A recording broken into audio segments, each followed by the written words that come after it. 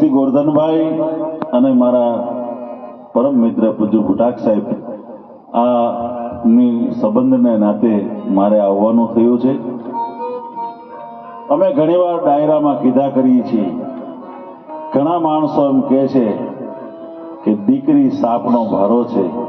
અમારા લોક સાહિત્યકારો એમ કહે છે કે દીકરી સાપનો ભારો નહીં, પણ દીકરી તો તુલસીનો ક્યારો છે. જે આંગણામાં દીકરી ન હોય બાપનું આંગણું અનોખરું કહેવાય ભલા માણસ. એટલે દીકરી એ તુલસીના ક્યારા જેવી દીકરી બાપને ઘરેથી 10-12 વર્ષની હોય, 15 વર્ષની હોય, 20 વર્ષની થાય અને કેમ 20 વર્ષ રહ્યા જાય એ ખબર ન પડે. કવિ દાદે એમ કીધું છે કે એક પીળી તે ચકલી રે આંગણ રમવાને આવી, એ રમવાને આવી સૌને ગમવાને આવી.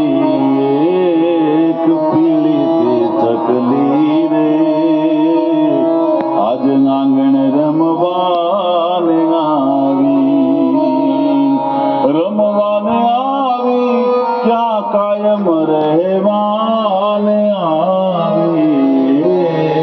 પીળી તે ચકલી રે આંગણ રમવાને આવી. એક પીળી તે ચકલી રે આંગણ રમવાને આવી. એટલે દીકરી દીકરી છે. 5 દીકરા હોય ને 5 દીકરાને લગ્ન થાય, બાપમાં પ્રૌઢપણું નથી આવતું, પણ એક દીકરીને જ્યારે બાપ પળાવે છે ને ત્યારે બાપના જીવનમાં પ્રૌઢપણું આવી જાય છે. એવી દીકરી માટે કવિશ્રી દાદે એક કવિતા લખી છે કે મારા ફળિયાના વાડલા હેઠે એક હિંચકો હિરલે મજોરે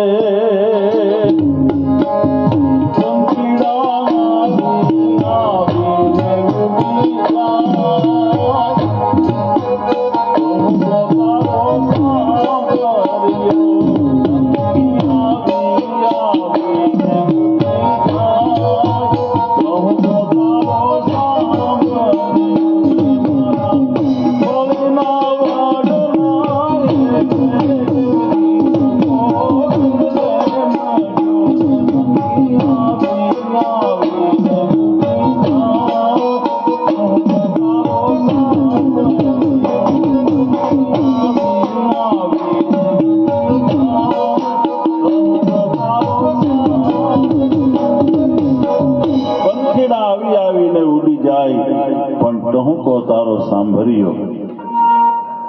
મને ભાઈ ગોરધનભાઈ કીધું છે એટલે મારે ઈ કવિદાદની કન્યા વિદાયની અમર રચના આપની આગળ રજૂ કરવી છે.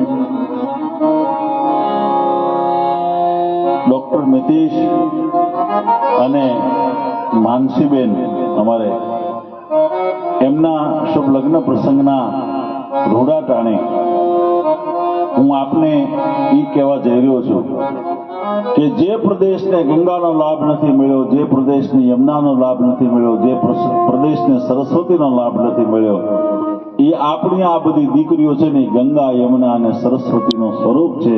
એવી દીકરી અને એ દીકરીના રૂડા ટાણે આપણે કવિશ્રી દાદને યાદ કરી અને મારે વાત રજૂ કરવી છે.